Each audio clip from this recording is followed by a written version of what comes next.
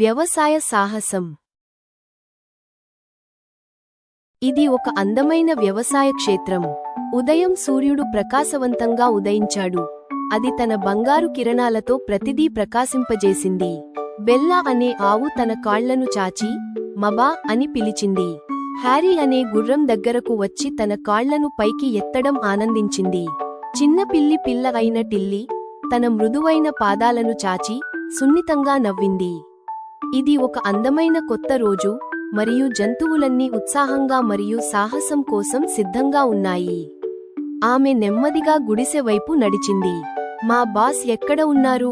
ఆమె ఆశ్చర్యపోయింది, ఎందుకంటే రైతు బెన్ పొలానికి రాలేదు. కిట్టెన్ టిల్లీ చుట్టూ తిరుగుతూ, ఆమె తోక ఉత్సాహంగా ఊగుతూ ఉంది. గుర్రం హ్యారీ తన కాళ్లను తాకి ఆ రోజు సాహసానికి సిద్ధంగా ఉంది. మేము వేచి ఉండలేము అన్నాడు హరి. అవును, భోజనం చేద్దాం అమ్మా అన్నాడు ఆనందంగా. ఆమె ఉత్సాహంగా పైకి దూకినప్పుడు పిల్లి పిల్లి ఢిల్లీ మీసాలు ఊగాయి. జంతువులన్నీ కలిసి ఎండుగడ్డి మరియు నీటిని సేకరించాలని నిర్ణయించుకున్నాయి. బెల్లా పెద్దది కాబట్టి ఆమె బాధ్యతను స్వీకరించింది. నేను గడ్డిని గిడ్డంగికి తీసుకెళ్తాను అని గర్వంగా చెప్పింది. ఆమె తన వీపు మీద పెద్ద ఎండుగడ్డి కుప్పను సమతుల్యం చేస్తూ నెమ్మదిగా గిడ్డంగికి వెళుతోంది. టిల్లీ ఆమె వెనుక ఉంది. హ్యారీ ఆమె పక్కన ఉన్నాడు. గుర్రం నీరు తీసుకురావడానికి బావికి పరుగెత్తింది. నేను బావికి వెళ్లి బకెట్లు నింపుతాను అని ఆయన అన్నారు. కాని ఆ బావిలో నీరు ఉండేది కాదు. అది చూసి హరి ఆశ్చర్యపోయాడు. కిట్టెన్ టిల్లీ చిన్నది అయినప్పటికీ చాలా సహాయకారిగా ఉండేది. నేను నీకు సాయం చేస్తాను, నేను చాలా యాక్టివ్గా ఉన్నాను. అతను పాత బాటిల్ తీసుకున్నాడు. ఆమె దానిని అంచు వరకు నింపి గర్వంగా ఇలా అరిచింది, ఇదిగో, నేను నీటితో నిండి ఉన్నాను అని ఆమె అన్నారు. బెల్లా ఎండుగడ్డిని గిడ్డంగికి తీసుకెళ్లి అది ఎలా వ్యాపిస్తుందో చూసింది. అహం, నేను అనుకున్నదానికంటే ఇది చాలా కష్టం అని ఆమె చెప్పింది. నాకు సహాయం కావాలి అని ఏడ్చింది. హ్యారీ ఒక బకెట్ నీళ్లతో ఢిల్లీతో వచ్చి, మేము సహాయం చేయడానికి ఇక్కడ ఉన్నాము అని వారు అన్నారు. అందరం కలిసి చేద్దాం అని ఢిల్లీ పేర్కొంది. వారందరూ కలిసి గడ్డిని సరిచేశారు. అప్పుడు ఒక కుందేలు పొలానికి వచ్చింది.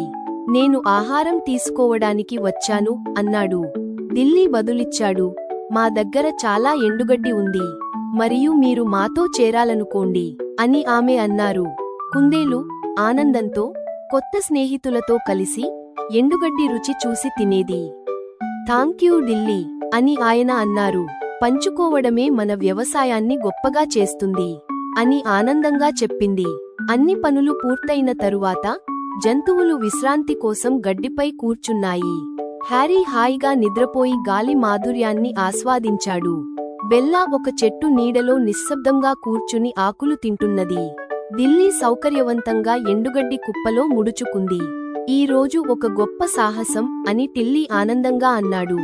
రైతు బెన్ కొత్త ఆపిళ్లను పొలానికి తీసుకువచ్చాడు. నా జంతు మిత్రులారా, మీరు ఈ రోజు పొలాన్ని బాగా చూసుకున్నారు. నాకు చాలా గర్వంగా ఉంది. జంతువులు చాలా సంతోషించాయి. రైతు బెన్ తాను తీసుకువచ్చిన ఆపిళ్లను బెల్లా, హ్యారీ, ఢిల్లీ మరియు కుందేలులకు ఇచ్చాడు. ఈ ఆపిళ్లు మీ కృషికి బహుమతి అని ఆయన అన్నారు. జంతువులు ఆనందంతో ఆపిళ్లను తిన్నాయి మరియు సంతృప్తి చెందాయి.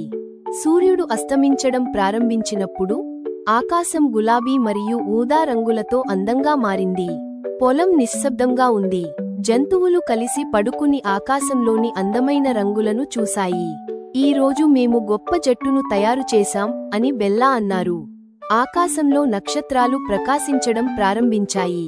రేపు మరో సాహసాన్ని ఎదుర్కోవటానికి జంతువులు సంతోషంగా నిద్రపోయాయి. గుడ్ నైట్ ఫ్రెండ్స్ అని టిల్లీ, బెల్లా, హ్యారీ, కుందేలు కలిసి నిద్రపోవడం మొదలుపెట్టాయి. జంతువులు నక్షత్రాల క్రింద నిద్రపోయాయి, మరియు వారు ఆ రోజు యొక్క ముఖ్యమైన పాఠాన్ని గుర్తుంచుకున్నారు. మనం కలిసి పనిచేసి పంచుకుంటే మనం ఏదైనా సాధించగలము. రేపు మనం ఏదైనా సవాలును కలిసి ఎదుర్కోవచ్చు. కథ చెప్పే పాఠం: మనం కలిసి పనిచేసి పనులను పంచుకుంటే మనం గొప్ప విషయాలను సాధించగలము మరియు శ్రద్ధగల, సంతోషకరమైన సమాజాన్ని సృష్టించగలము.